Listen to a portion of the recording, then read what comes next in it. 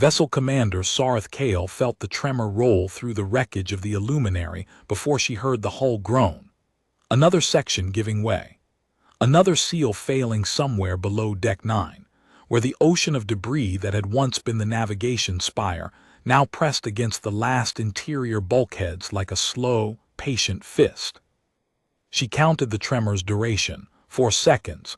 The previous one had lasted 3, the one before that 2.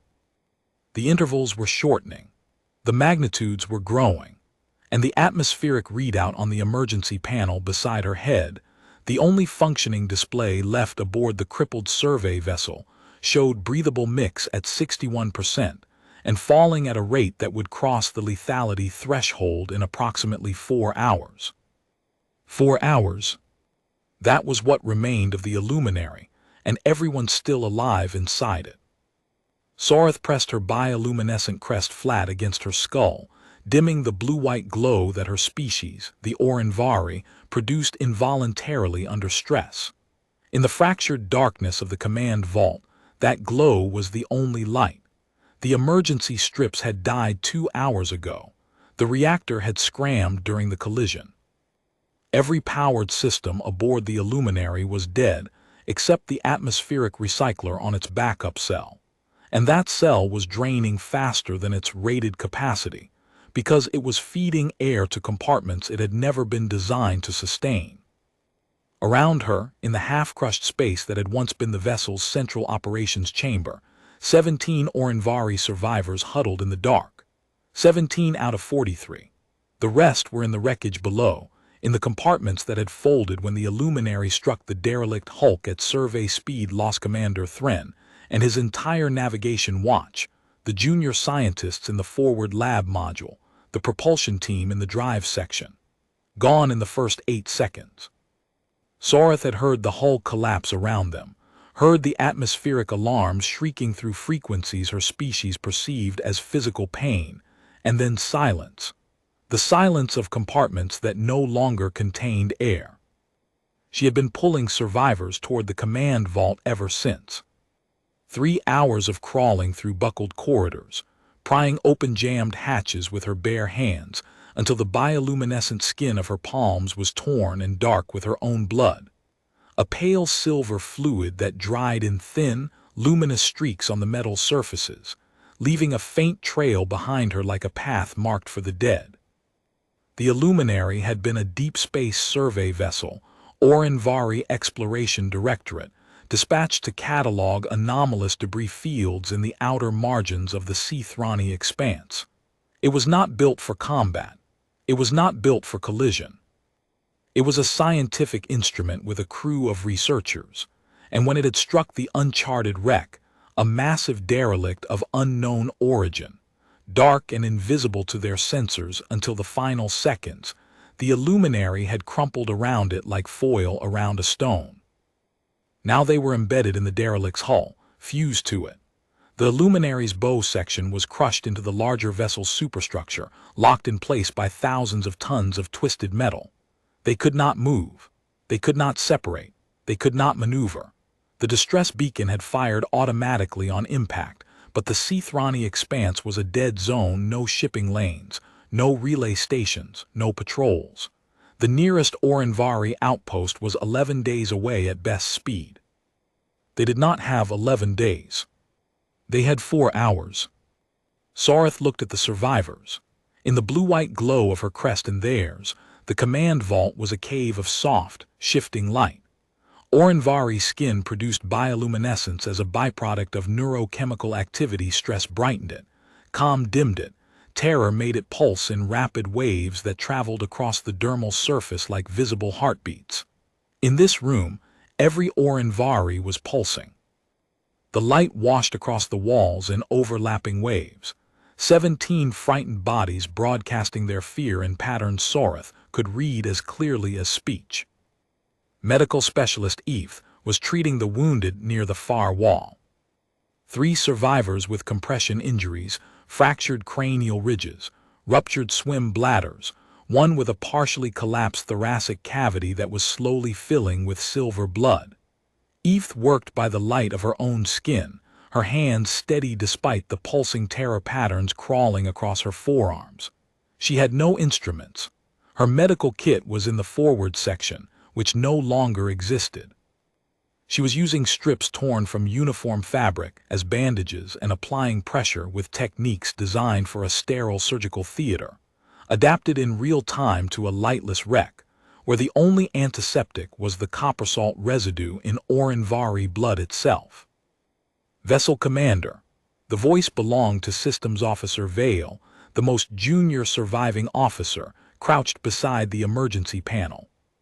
His crest was cycling through rapid blue-white pulses that meant he was trying very hard not to panic. The atmospheric recycler's backup cell has dropped below 40%. At current draw, we have 3 hours and 41 minutes of breathable atmosphere remaining. If the hull breach on Deck 7 expands further, we lose another sealed section and the draw increases. That drops the timeline to under 3 hours. Soreth absorbed the numbers. Is there any way to reduce the draw? We could seal ourselves into this compartment only. Abandon the survivors on Deck 5 and Deck 8 to conserve air for the 17 in this room. The silence that followed was absolute. No one spoke. The bioluminescent pulses across 17 bodies slowed, then stopped, then resumed at a frequency Soreth recognized as collective refusal. They would not buy time with other lives. No, Soreth said. We keep feeding air to every occupied section, all of us or none. Vale nodded. His crest dimmed slightly, not relief but acceptance. 3 hours and 41 minutes. Soreth moved to the one surviving viewport, a narrow slit of reinforced crystal that had cracked but not shattered, looking out into the wreckage field. The view was a graveyard. The derelict they had struck was enormous, a hulk of dark metal stretching in every direction, its surfaces pitted and ancient, scarred by eons of micrometeorite bombardment. Around it, fragments of the Illuminary drifted in slow rotation hull plates, antenna spars, the shattered remains of the sensor array, all tumbling through the void in eerie silence, catching the distant light of the expanse's sparse stars. Nothing else. No ships, no signals, no movement except the patient drift of their own wreckage. Then the emergency panel chirped. Soreth spun. Vale was already staring at the display, his crest blazing white, the Orinvari equivalent of shock. Vessel Commander, I am receiving a transmission on the universal distress frequency. Incoming signal bearing 074. Range approximately 40,000 kilometric units and closing at high velocity. Source identification. Vale's hands moved across the dead console. Only the passive receiver was functioning, drawing minimal power from the recycler's cell. He filtered the signal, cleaned the static, and read the header data. Terran Registry, Vessel Identification, UENS Harrogate, Classification, Heavy Rescue Cutter, Terran Emergency Response Division. He paused, his crest pulsed once hard. They are hailing us. Soreth stared at him. Terran, human. She knew the species by reputation, every spacefaring civilization knew Earth by reputation, but the Orinvari had never encountered them directly.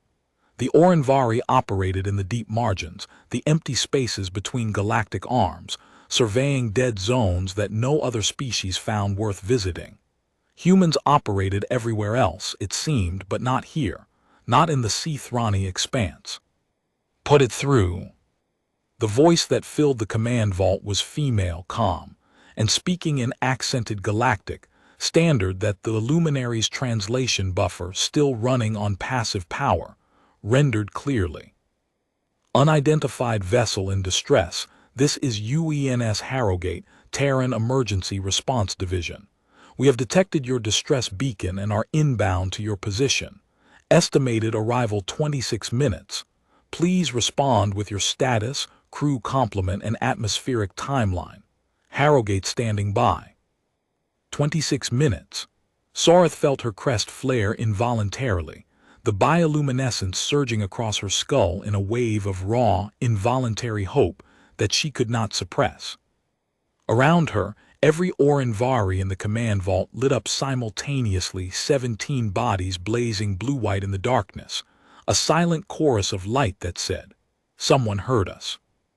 She steadied her voice, pressed her torn palms flat against the console to stop them from trembling, keyed the response channel on the passive system, routing power from the recycler cell at a cost of 90 seconds of atmosphere. Harrogate, this is Vessel Commander Soreth Kael of the Orinvari Survey Vessel Illuminary. We have suffered a high-velocity collision with an uncharted derelict and are embedded in its superstructure. We have 17 survivors in the command vault, plus an unknown number on decks 5 and 8 accessible only through damaged corridors. Our atmospheric recycler is on backup power with approximately 3 hours and 38 minutes of breathable mix remaining. We have 3 critical casualties requiring immediate medical intervention. Our hull integrity is degrading. We cannot move, separate, or maneuver. We are requesting immediate extraction. A pause. 4 seconds. Then the human voice returned, and Soreth heard something in it that she had not expected. Not hesitation, not calculation, but the brisk, efficient tone of someone who had already started solving the problem before the request finished. Copy, Illuminary. 17 confirmed in your command vault. Possible additional survivors on decks 5 and 8. 3 critical casualties. 3 hours 38 on atmosphere, hull degrading. We are adjusting approach vector for direct contact with your wreckage field. Be advised, Harrogate is a dedicated rescue platform. We carry breaching equipment, structural reinforcement systems, and a full trauma surgical team. We will reach you. Maintain atmospheric conservation. Harrogate out. The channel closed. Soreth stood in the darkness, her torn hands pressed against the console, her crest blazing, and felt the word echo through her body like a physical force. We will reach you. Not we will try. Not we are evaluating. We will reach you. Stated as fact the way one states that water flows downhill or stars burn hydrogen. A simple declaration of intent that carried beneath its flat human delivery the weight of absolute commitment. She turned to her survivors. They were all watching her. 17 pairs of wide, dark Orinvari eyes reflecting the collective glow of their own bioluminescence. A human rescue vessel is inbound, 26 minutes. The light in the room changed. The terror pulses slowed. Not hope, not yet, but the cessation of the worst despair, the shift from dying to waiting, and waiting was something the living did. Medical specialist Eve looked up from the survivor with the collapsed thoracic cavity. Silver blood stained her hands to the wrists. 26 minutes. Will my patient last 26 minutes? Soreth did not know. The collapsed cavity was filling with fluid. Without drainage, without surgical intervention, the pressure would eventually crush the survivor's primary respiratory organ. But Eve was keeping her alive through manual compression, rhythmic pressure, applied to the thorax wall to force the accumulated fluid into secondary drainage channels that were never designed for the volume. It was exhausting, imprecise, desperate work. Eve had been doing it for 2 hours without stopping. Keep her alive, Soreth said. They are bringing a surgical team. Eve nodded and pressed harder.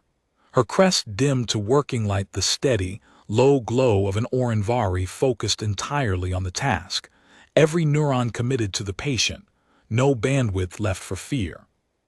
Soreth moved through the command vault, checking each survivor, assessing injuries, conserving resources. She closed 2 atmospheric vents that were feeding empty sections, buying 12 additional minutes. She redistributed the emergency thermal blankets foil sheets designed for Orinvari metabolic regulation to the wounded, who were losing body heat fastest. She checked the structural readouts. The bulkhead on the port side was bowing inward under the weight of debris from the collapsed navigation spire. The deformation was slow but progressive. If it failed, the command vault would lose its seal. She calculated. If the bulkhead held for another 30 minutes, the humans would arrive first. If it failed before then, the vault would decompress, and 17 Orinvari would die in the 14 seconds it took their blood to boil in vacuum.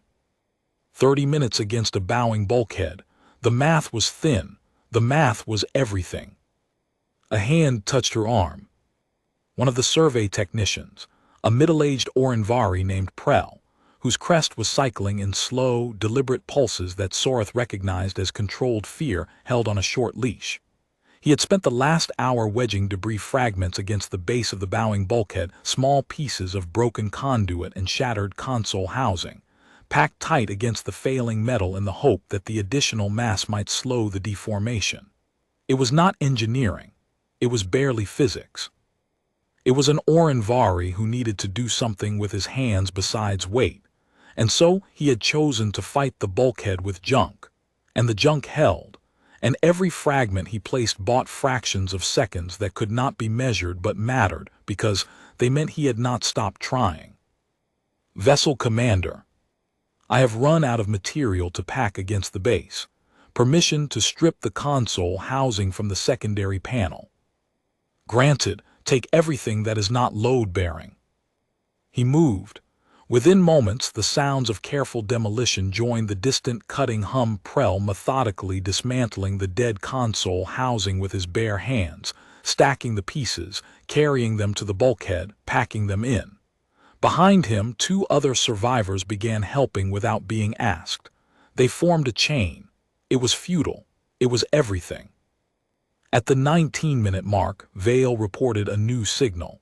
Vessel Commander, I am detecting active sensor sweeps from the Harrogate. They are mapping the wreckage field. High-resolution scans, structural density, atmospheric pockets, thermal signatures. They are building a 3-dimensional model of the entire collision mass. Soreth moved to the viewport. In the distance against the star field she saw it, a shape, moving, lit by its own running lights, small against the vastness of the debris field but distinct, angular, purposeful, a vessel that was not drifting, not tumbling, not dead, a vessel with power and direction and intent. The Harrogate was a blocky, functional design, none of the elegance of Orinvari construction, none of the sweeping organic curves that her species favored. It was a slab of engineered metal with cutting equipment mounted on articulated arms, structural bracing systems visible on its dorsal spine, and a hull painted in high-visibility rescue markings that Soreth's species did not use. It was not beautiful. It looked like a tool. It looked like exactly what they needed. She watched it approach the wreckage field and slow to a crawl, sensor arrays sweeping the debris with methodical precision. It did not rush. It did not hesitate. It moved with the deliberate, measured pace of a vessel whose crew had done this before, approached a wreck, mapped the hazards, planned the entry, executed. Professional. Practiced. Illuminary Harrogate, we have completed our structural survey of the collision mass. Your vessel is embedded approximately 40 meters into the derelict's superstructure. The derelict's hull plating is dense, heavy alloy, unknown composition, approximately 0.8 meters thick at the collision interface. We will need to cut through the derelict structure to reach your command vault. Estimated cutting time, 17 minutes. We are deploying breaching equipment now. 17 minutes, plus the remaining approach time. Soreth did the calculation against the atmospheric readout, 3 hours and 22 minutes of air. The bulkhead deformation had increased by another 2 millimeters.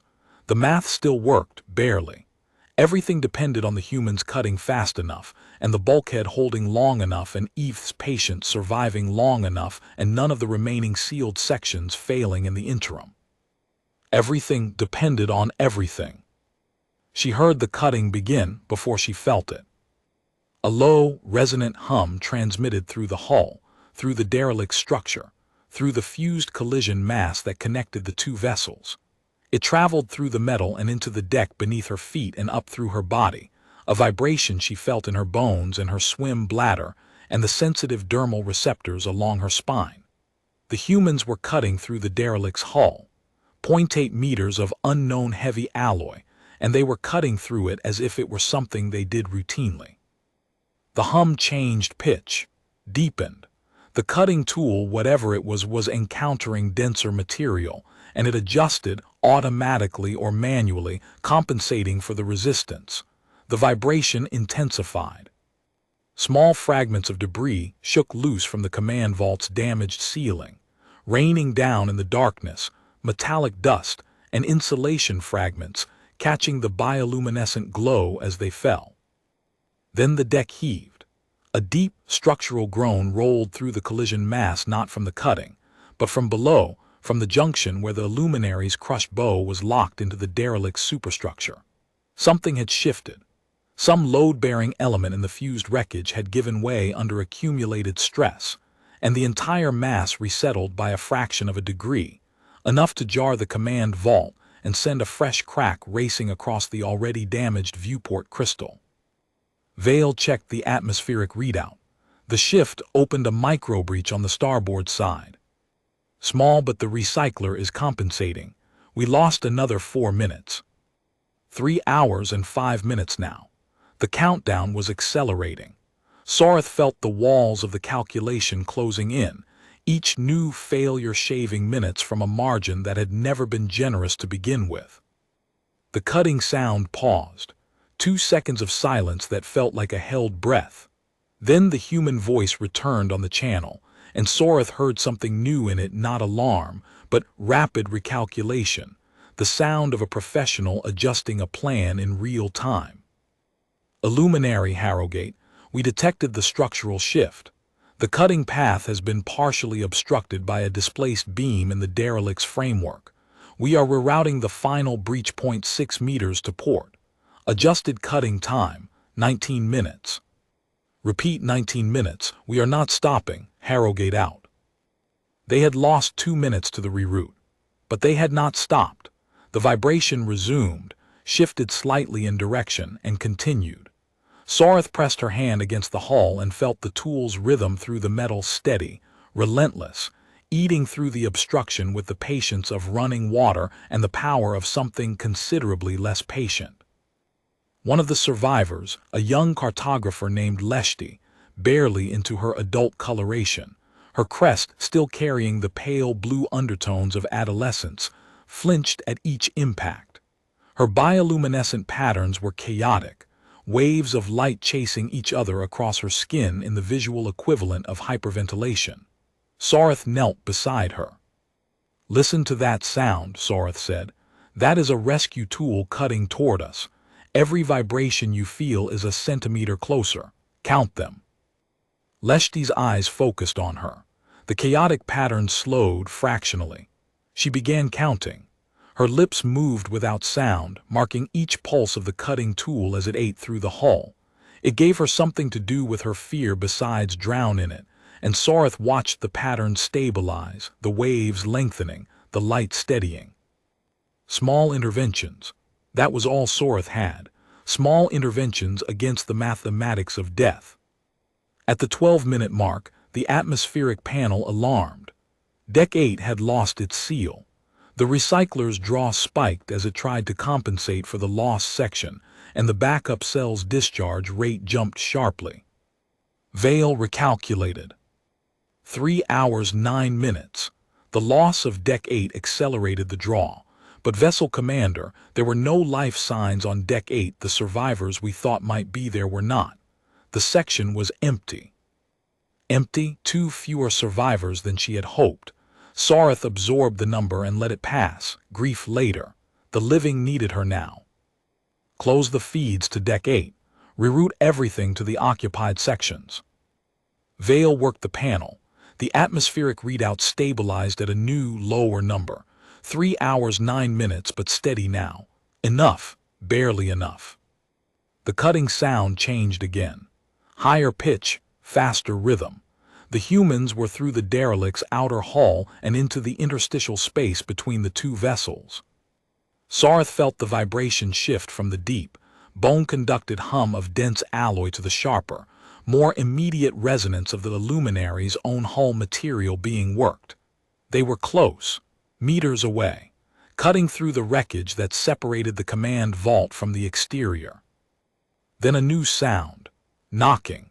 Rhythmic, deliberate, three sharp impacts on the hull, a pause, then three more. Not mechanical, not the cutting tool. Human hands striking the metal in a pattern that was unmistakable in any species, any language, any frequency. We are here. Soreth's crest blazed. Every Orinvari in the vault blazed. The room erupted in involuntary bioluminescence so bright that for one instant the command vault was flooded with blue-white light. Every surface illuminated, every face visible, every wound and every tear and every pulse of hope laid bare. She struck the hull in response. 3 times, I know. The cutting resumed, faster now. The humans knew exactly where they were and exactly how much metal remained between them. The vibration was constant, intense, immediate. She could feel the heat conducting through the hull from the cutting tool on the other side. The air in the vault grew warmer. The metallic dust increased. Then the hull split. A seam of light, not bioluminescent, not the Orinvari blue-white. Yellow-white, artificial, powerful. The light of a human vessel's work lamps, pouring through a widening gap in the luminary's hull as the cutting tool finished its work, and human hands began pulling the severed plating aside. The light was so bright after 3 hours of darkness that Soreth shielded her eyes, her dark-adapted pupils contracting painfully, and heard the same reflexive hiss from every Orinvari in the vault. A figure appeared in the gap, bulky in an environment suit, helmet sealed, lamp mounted on the shoulder, casting a cone of white light across the command vault. The figure paused for 1 second, taking in the scene, the wounded, the bioluminescent survivors, the silver-blooded medical station, the bowing bulkhead, and then spoke. Illuminary crew, I'm Chief Warrant Officer Marin Holtz, UENS Harrogate Rescue Team Leader. We are here. We are going to get you out. Do not move until my team has assessed structural stability. The voice was calm, not artificially calm, not the controlled stillness of someone suppressing panic. Genuinely calm. The calm of a person for whom this was work, and work was something you did competently, and competence left no room for alarm. Soreth had spent her career among scientists and surveyors, people who were brilliant and brave and utterly unprepared for catastrophe. This human sounded like someone who had been born in catastrophe and had merely learned to organize it. 2 more figures appeared behind Holtz. They moved into the vault with the efficiency of a practiced team. One went immediately to the bowing bulkhead and began running a handheld scanner across its surface. The other moved toward Eve and the wounded without being directed, pulling a medical case from a chest harness. Structural assessment, the first rescuer reported. Port bulkhead deformation is progressive. This section has approximately 40 minutes before failure at current stress loading. We need to brace it before we move anyone. Holtz nodded. Brace it. Use the portable jacks. Reinforce the primary stress points, then we expand the breach for stretcher access. She turned to Soreth. Vessel commander, how many souls are aboard this vessel total? 17 confirmed alive in this compartment. We believed there might be additional survivors on Deck 5, but we could not reach them. Deck 8 has lost its seal. The rest of the vessel is crushed. Deck 5, show me. Holtz pulled a structural schematic from her suit's forearm display, the scan data the Harrogate had compiled during its approach, rendered into a 3-dimensional model of the entire collision mass. She rotated it, found Deck 5, traced the corridors. There are 3 sealed compartments on Deck 5 with atmosphere still present. I am reading thermal signatures in 2 of them. She looked at Soreth. There are people alive down there.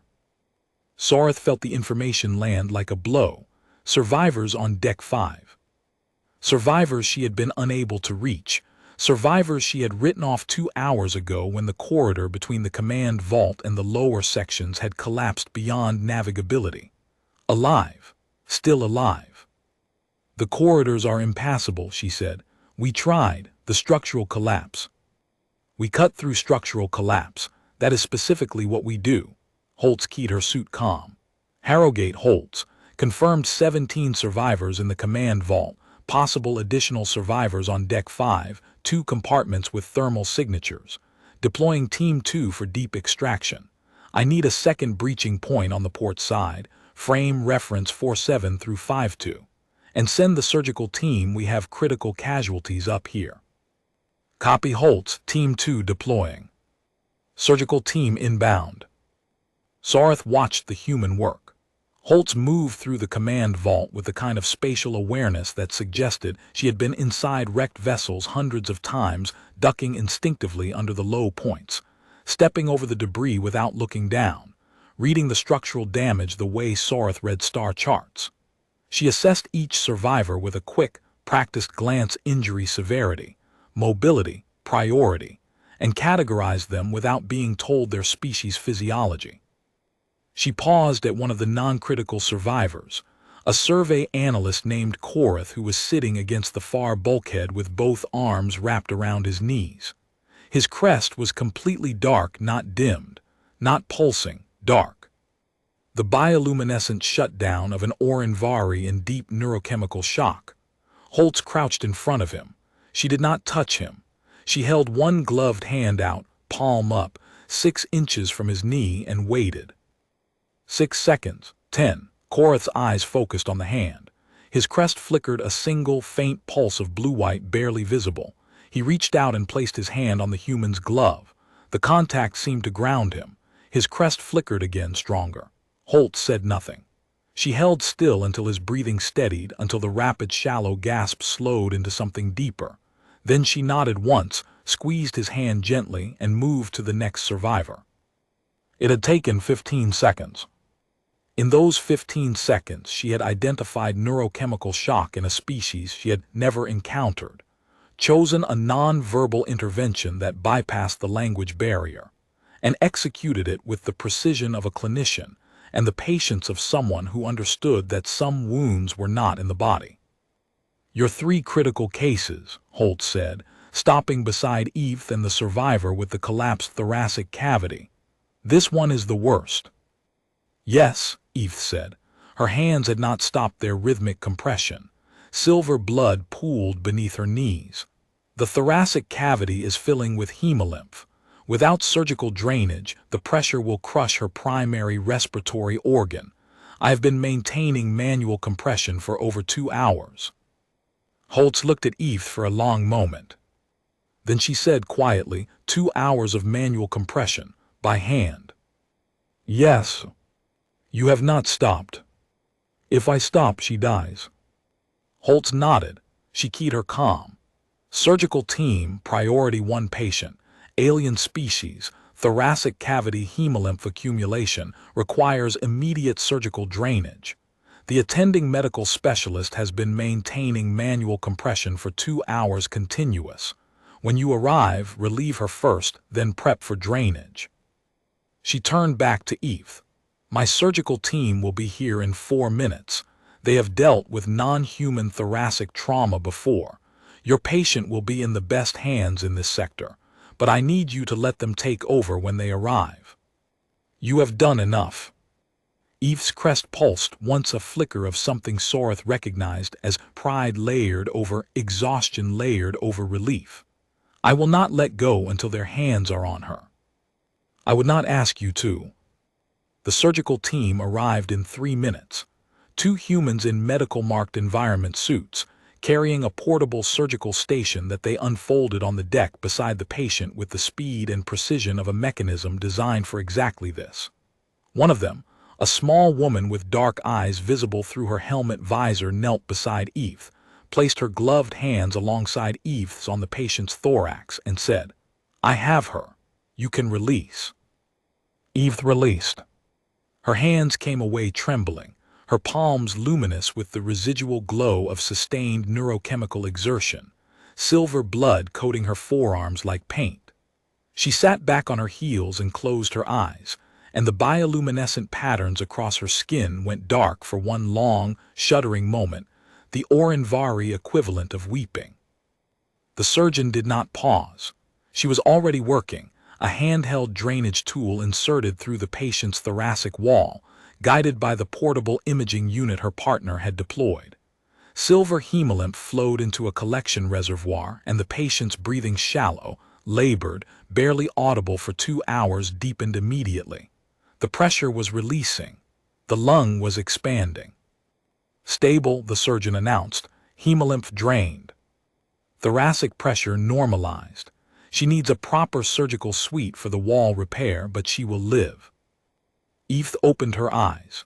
She looked at the human surgeon, and Soreth saw an expression on her medical specialist's face that she had never seen before, not gratitude exactly, but something deeper, something that did not have a name in the Orinvari lexicon. It was the look of someone who had been holding a life in her hands for hours, alone, with no one coming, and then someone came. While the medical team worked, Holtz's structural crew braced the bowing bulkhead. 2 portable hydraulic jacks, positioned against the primary stress points, driven into place with the casual precision of a mechanic changing a tire. The bulkhead stopped deforming. The calculations shifted. The vault was no longer 40 minutes from failure. The vault would hold indefinitely. Holtz had bought them time. Not by calculation, not by conservation, not by choosing who lived and who died. By cutting through a hull and placing 2 jacks.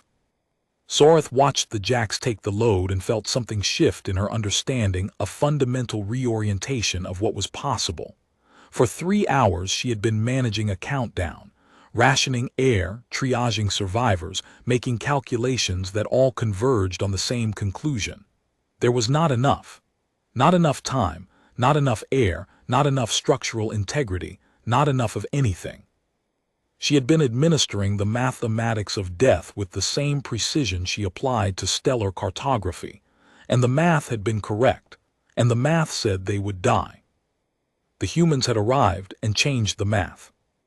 Not by being stronger or faster or more advanced, by bringing the right tools and knowing how to use them, by cutting where cutting was needed and bracing where bracing was needed and draining where draining was needed, by approaching a dying vessel not as a problem to be calculated but as a job to be done, and doing it with the flat, efficient competence of people who measured success, not in theoretical survival percentages, but in the number of living bodies they carried out. The breach was widened for stretcher access. Holtz's team brought stretchers from the Harrogate lightweight composite frames with adjustable restraints that they adapted on the spot for Orinvari anatomy, widening the thoracic supports and adjusting the headrest for cranial ridge clearance. Small modifications, 30 seconds each, done without being asked, without consulting a manual, without any apparent uncertainty about whether an alien species they had never encountered before might have different physical dimensions than humans. They looked. They adjusted, they moved on. "Vessel Commander," Holtz said, "we are going to evacuate this compartment in priority order. Critical casualties first, then walking wounded, then mobile survivors. My team will guide your people through the breach and across the cutting path to the Harrogate's docking collar. The path is stable but narrow, single file. Watch the edges. My people will be at every junction." Soreth nodded. The evacuation began. The critical casualties went first, carried on the adapted stretchers by human rescuers who moved through the narrow cutting path with the patient confidence of people navigating a corridor in their own ship. The stretcher bearers communicated in short, clipped exchanges, overhead clearance low, duck at the junction. Footing uneven, step over the conduit. We're through the derelict hull, 20 meters to the collar. A running commentary that was not for each other, but for the patients. A continuous stream of information designed to reassure the wounded that they were being carried by people who knew exactly where they were going. The walking wounded went next. Holtz assigned a rescuer to each one, a human hand on an Orinvari arm, guiding them through the darkness of the cutting path, past the raw edges of severed hull plating, through the massive wound the rescue team had carved into the derelict's superstructure. The rescuers wore their helmet lamps angled downward to illuminate the path, without blinding the Orinvari's dark-adapted eyes. A small thing, angling the light, but Soreth noticed it. She noticed everything the humans did, cataloging each decision, each adaptation, each moment of awareness. They had never encountered Orinvari before. They had no file, no manual, no precedent. And yet they were handling her people with a precision of care that suggested not training, but instinct. An innate understanding that the beings they were carrying through this wreck were frightened and hurt, and needed to be treated not as cargo, but as persons. Leshti, the young cartographer, froze at the breach. The cutting path beyond it was narrow and dark and lined with the raw, jagged edges of severed metal, and the scale of the derelict's hull visible through the cut meters of dense alloy, carved open like flesh, was overwhelming. She stood at the threshold, her crest pulsing in chaotic waves, her hands pressed against the hull on either side of the breach, and could not move. A human rescuer, Soreth, did not catch the name. Only the calm voice through the helmet speaker stepped to Leshti's side and held out one gloved hand. "I know it looks bad. I've got you. One step at a time. I will not let you fall." Leshti looked at the hand. She looked at the cutting path. She looked back at the hand. She took it. The rescuer's glove was warm. Soreth saw Leshti's crest shift the moment the contact was made, the chaotic terror patterns breaking apart, replaced by something slower, steadier, anchored by the warmth of a stranger's grip. It was a small thing, the warmth of a glove, but Orinvari thermal receptors were woven through every centimeter of their skin, and for a species that read emotion through light patterns and warmth, the touch of a warm hand was a statement louder than words. It said, "I am alive, and I am holding you, and I will not let go." The rescuer led her through the breach, one step at a time, narrating the path as they went. "Step up here. The footing is solid. Now we turn left. Watch the overhead. Good, you're doing fine." A stream of words that carried no critical information but carried everything, because the information was not the point. The point was the voice. The point was that someone was beside her and would not leave. Soreth went last. She would not leave the command vault until every one of her 17 survivors had crossed. Holt stayed with her, the rescue team leader, standing in the darkened vault as the last survivors departed, her helmet lamp the only remaining light, her posture relaxed in a way that Soreth found almost unsettling. How could anyone be relaxed in a collapsing vessel, with failing atmosphere and bowing bulkheads? "Everyone is through," Holt said. "Your turn, vessel commander." Soreth took one last look at the command vault, the silver streaks of Orinvari blood on the walls, the emergency panel still counting down, Eve's compression station, the deck stained dark with hemolymph, the place where 17 people had waited to die and lived. She turned and walked through the breach. The cutting path was exactly as narrow and raw as it had looked. Soreth moved through severed metal, past the exposed interior of the derelict's hull, layers of alien alloy, ancient and corroded, sliced clean by the humans' cutting tools, and out through the second breach into the space between the two vessels. Here the damage was visible in its full scale. The Illuminary's bow section crumpled into the derelict like a crushed limb, hull plating folded and torn, the survey vessel's elegant lines destroyed. Above, below, and on every side, the wreckage field extended in silent, tumbling chaos. And ahead, connected by a temporary docking collar that the Harrowgate's crew had extended across the gap, the rescue vessel waited. Its hull was lit by its own work lamps, and in that light Soreth saw something that stopped her in the cutting path, one hand on the severed metal, staring. The Harrowgate's hull was scarred, not battle-damaged tool marks, hundreds of them, thousands. The marks of cutting tools and breaching equipment, layered across the vessel's surface in overlapping patterns that told the history of every wreck this ship had entered, every hull it had cut through, every collision mass it had carved open to reach the living inside. The scars were the Harrowgate's record, written on its own skin, and they said, "We have done this before. We have done this hundreds of times. You are not the first, and you will not be the last, and every scar on this hull is a life we reached." Soreth crossed the docking collar and entered the Harrowgate. Inside, the air was warm, clean, rich with oxygen at a concentration that made her lungs expand involuntarily after 3 hours of thinning atmosphere. The lighting was steady, not the flickering amber of a dying ship, but the constant, even illumination of a vessel with full power and functioning systems, and crew who were not counting down to anything. Her survivors were being processed in the Harrogate's main receiving bay. Medical teams were assessing each Orinvari, running handheld scanners across their bodies, checking for injuries the survivors themselves might not have registered in the adrenaline of the emergency. The scanners were clearly designed for human physiology, but the medical teams were adapting in real time, adjusting frequency ranges, recalibrating for bioluminescent dermal tissue, cross-referencing readings with a database they were building on the fly from each successive scan. One medic was wrapping Leshti's hands. The young cartographer had cut her palms on the raw metal of the cutting path without noticing.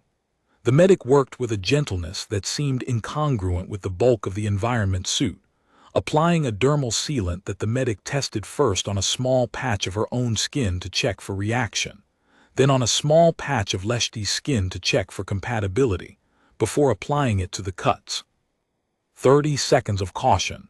To prevent a potential allergic reaction in a species the medic had met 10 minutes ago.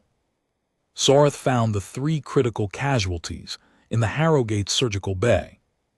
The portable station had been transferred here, and the surgical team had expanded into the full capability of the ship's medical suite, a small but exceptionally well-equipped space with instruments Soreth did not recognize and displays showing real-time physiological data that the surgeons were interpreting with the focused intensity of professionals operating at the limits of their knowledge.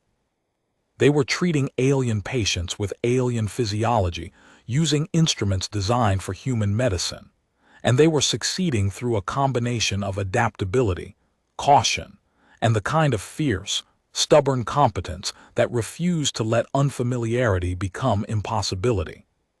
The thoracic cavity patient was stable, breathing normally. The drainage was complete, and the surgeon was now repairing the cavity wall using a microsuture technique that she was inventing as she went, guided by the imaging data and her own surgical instinct. Silver hemolymph no longer pooled beneath the patient. The Orinvari's bioluminescent patterns had steadied to the slow, deep rhythms of sleep, genuine sleep, not the shallow unconsciousness of critical injury. The body had decided it was safe enough to rest. Soreth stood in the doorway of the surgical bay and watched the human surgeon work.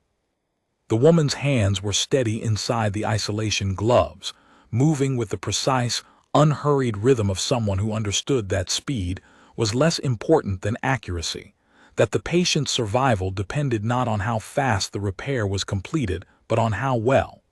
Each suture was placed with deliberate care. Each closure was tested before the next was begun. Holtz appeared beside her. The rescue team leader had removed her helmet, and Soreth saw her face for the first time weathered, lined with the kind of age that came from years of exposure to stress and vacuum, and the particular exhaustion of carrying other people's emergencies. Her hair was short, gray at the temples. Her eyes were dark and steady. "Your people on Deck 5, Holtz said. Team 2 reached them. 2 compartments, 11 survivors total, injured but alive. They are being brought up through a second cutting path now. The cutting was harder down there. The collision compressed Deck 5's bulkheads into the derelict's internal framing. My team had to cut through 3 separate structural layers to reach the first compartment. The second compartment was accessible only through an internal crawlspace that one of my smaller operators navigated on her belly for 12 meters to reach the sealed hatch." Soreth stared at her. "One of your people crawled 12 meters through a collapsed crawlspace inside a fused wreck to reach a sealed compartment. Specialist Delgado. She is 5 feet 2 and does not particularly enjoy confined spaces, but the people on the other side of that hatch were running out of air." Holtz paused. "She reached them. That is what she will remember, not the crawlspace." 11. Soreth's crest flared. 11 more alive on a deck she had given up on, rescued through a hull she could not have reached, carried out by people who cut through structural collapse specifically because that was what they did. "That is 28, she said. 28 out of 43. "Yes. 28. 15 lost in the collision in the first 8 seconds, in the compartments that folded before anyone could react. 15 she could not have saved no matter what she did. But 28 alive. 28 who had been 4 hours from death, and were now breathing clean air in a warm vessel, with a surgical team repairing their wounds. Chief Holtz, her voice was not steady, she did not try to make it steady. How did you find us? Holtz shrugged a small, economical gesture. Your distress beacon hit a relay buoy at the edge of the expanse. We were running patrol in the adjacent sector. The Harrogate is assigned to deep margin emergency response. We cover the zones that nobody else patrols because nobody else thinks anything is out here. Turns out, sometimes something is. You patrol the empty zones. Somebody has to. Soreth looked at her. In the Orinvari Exploration Directorate, deep margin survey duty was considered essential, but unglamorous, the slow, quiet work of cataloging the void, far from recognition or reward. The Harrogate's assignment was the rescue equivalent, patrolling zones where nothing happened, running drills for emergencies that might never occur, maintaining readiness for a call that might come once a year or once a decade. And when it came, responding with the full weight of a practice team that had kept itself sharp through years of nothing because someone had to. She understood then something she had not understood before. The Harrogate had not arrived by luck. It had arrived by design, by the deliberate, sustained, unglamorous decision of an entire civilization to assign rescue vessels to the empty spaces just in case, to fund and crew and maintain ships whose sole purpose was to be available when someone they had never met, from a species they had never encountered, sent a signal into the dark. The Harrogate existed because somewhere in the human decision-making architecture, someone had looked at the empty margins of the galaxy and said, "What if somebody needs help there?" That was the thing she could not repay. Not the cutting tools, not the surgical team, not the structural jacks or the adapted stretchers or the angled lights. The thing she could not repay was the decision to be here at all, the allocation of resources to a patrol zone where the probability of a rescue call was vanishingly small, sustained year after year, by a species that had apparently decided that vanishingly small was not the same as zero, and that the difference between vanishingly small and zero was worth a ship and a crew and a career spent waiting. The remaining survivors from Deck 5 arrived through the Harrogate's second docking collar. 11 Orinvari, carried and guided by the second rescue team, blinking in the light, their bioluminescent crests blazing with the involuntary surge of beings who had been in darkness, and were suddenly in a place where there was enough of everything, enough air, enough light, enough warmth, enough hands to hold them. Among them was survey technician Reth, a senior researcher whom Soreth had known for 12 years.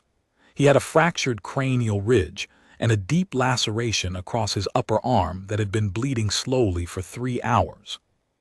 A human medic was applying a field dressing as he walked, matching his pace, working without stopping him because the medic understood without being told that after 3 hours of isolation in a sealed compartment on a dying deck, the need to move was greater than the need to stand still. Reth saw Soreth, his crest flared. "Vessel Commander, I heard you on the intercom before the system died. You told us to hold on. I held on." "I know. I did not think anyone was coming." "Someone was." He looked at the human medic finishing the dressing on his arm. The medic, young, steady-handed, a name stenciled on the suit that Soreth could not read at this angle, tied off the dressing, checked the pressure, and said, "That will hold until we get you to the surgical bay. Try not to use the arm." Then the medic moved on to the next patient, already scanning, already assessing, already solving the next problem. Reth watched the medic go. Vessel commander, who are these people? Humans. I have heard of them. I did not believe they were real. Soreth almost smiled. They are real. The Harrowgate's captain found Soreth in the receiving bay 2 hours later, after every survivor had been treated, and the ship was underway toward the nearest station with Orinvari-compatible medical facilities. Captain Josiah Wren was a tall man, older, with the quiet authority of someone who had commanded rescue vessels for decades and measured his career not in promotions, but in the number of names on his ship's casualty recovery log. Vessel Commander Kael. Your crew is stable. All 28 survivors are accounted for and receiving treatment. 3 remain in surgical recovery. The rest are cleared for standard care. We will reach Orinvari Station Keth 7 in approximately 51 hours. Thank you, Captain. We will file a standard rescue report with the Orinvari Exploration Directorate when we arrive. If you wish to add a crew statement. Captain Wren, Soreth stopped him. Her crest was steady now, the low, even glow of an Orinvari who had passed through crisis and emerged into the strange, hollow clarity that followed. I will add a statement, but I want you to understand something first. She turned to face him fully. In Orinvari culture, direct facing was reserved for statements of formal weight, declarations of debt, acknowledgments of bonds that transcended ordinary social transaction. Wren seemed to sense the shift, because he straightened slightly and met her gaze. In the Orinvari value system, a debt of rescue is the highest obligation one being can owe another. It is not transactional. It cannot be repaid with goods or services or political favor. It can only be acknowledged, carried, and honored for the remainder of the debtor's life. When an Orinvari owes a rescue debt, they carry a mark, a dimming of the bioluminescent crest at one specific point, maintained deliberately, visible to every other Orinvari who sees them. The mark says, I am alive because someone came for me.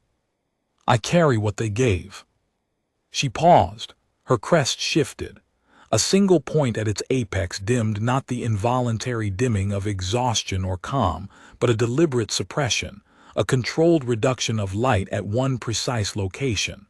The mark. Every survivor aboard your ship will carry this mark. 28 Orinvari for the rest of their lives, carrying visible evidence that humans came into the void for us. That is what your ship did today, Captain, not a rescue, a permanent alteration of 28 lives. We will carry you with us.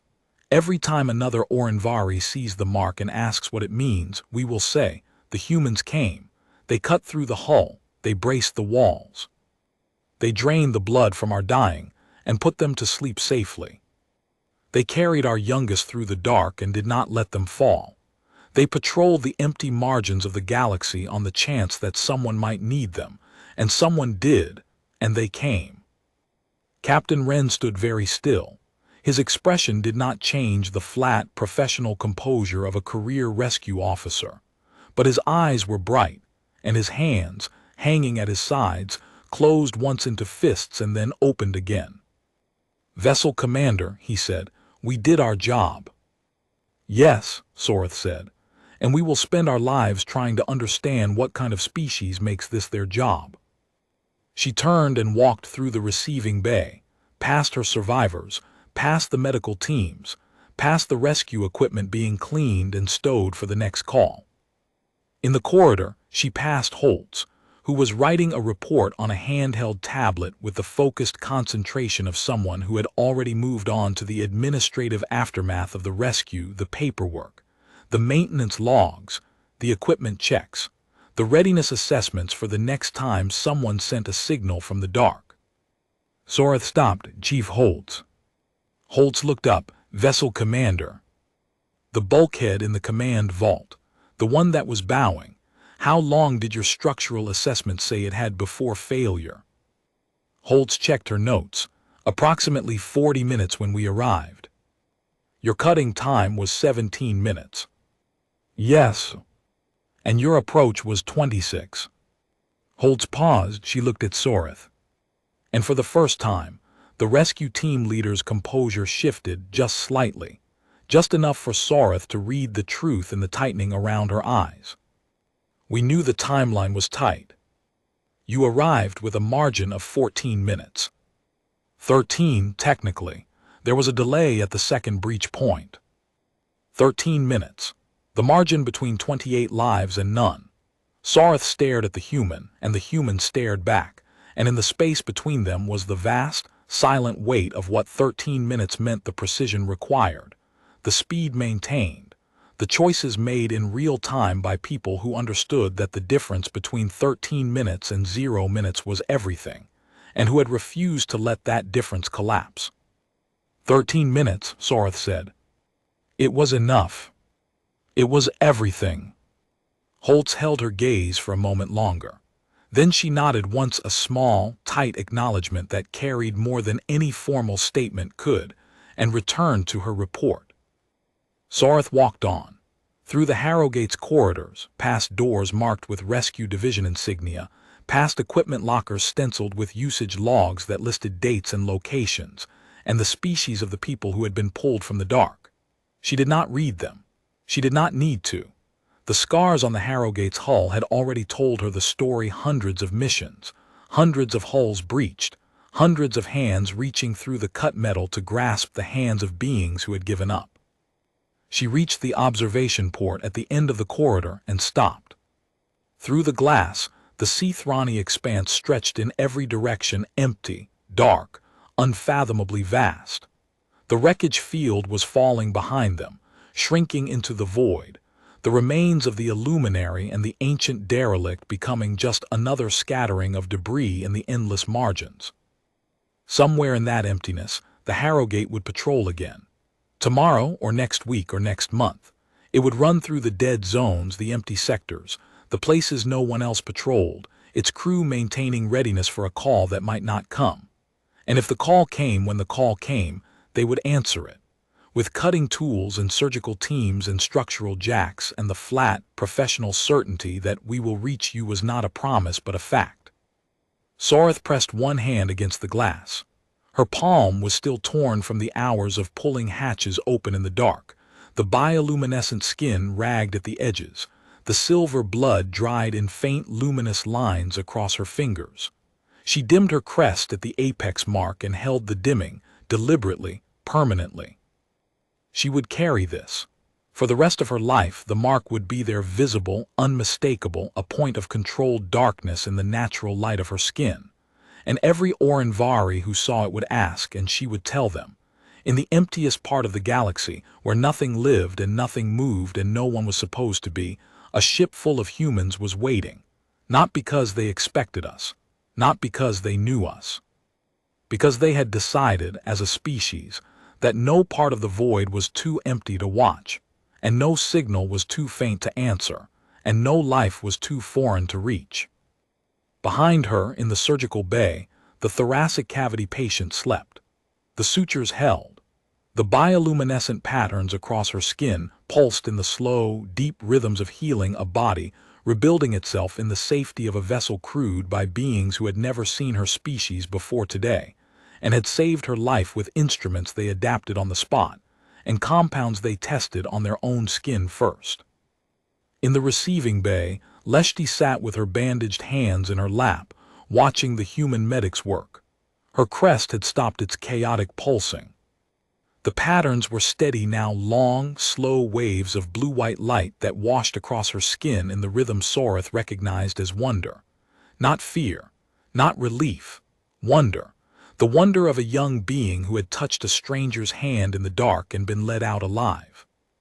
And in the corridor outside the surgical bay, medical specialist Eve sat on the deck with her back against the wall, her blood-stained hands resting on her knees, her crest dim with exhaustion. She had not slept. She would not sleep until she had checked every one of her patients one more time. But she was still. For the first time in 5 hours, she was still. And the stillness was not the stillness of despair, but the stillness of someone who had passed the burden to hands she trusted. 28 marks, dimmed at the apex, carried for life. 28 Orinvari who would walk through their world wearing the visible evidence of a debt they could never repay, owed to a species that did not keep a ledger, crewed a ship that patrolled the margins for the sake of the margins, and answered every call with the same flat, competent certainty. "We are here. We are going to get you out." That was the record, not the report Captain Wren would file, not the statistics or the timelines or the atmospheric calculations. The record was the mark 28 points of deliberate darkness in the bioluminescent glow of 28 lives, carried forward into every room and every conversation, and every moment where an Orinvari looked at Soreth's crest and saw the dimming, and asked what it meant. It meant the humans came. It meant 13 minutes was enough. It meant that somewhere in the vast, indifferent architecture of the galaxy, one species had decided that the empty places deserved a watcher, and the watchers deserved a ship, and the ship deserved a crew that would cut through anything to reach the living. Soreth kept her hand on the glass. The stars of the expanse burned cold and distant beyond the viewport, and the Harrogate carried her people through the void, and the mark at her crest's apex was a small, permanent darkness that would outlast every other memory of this day.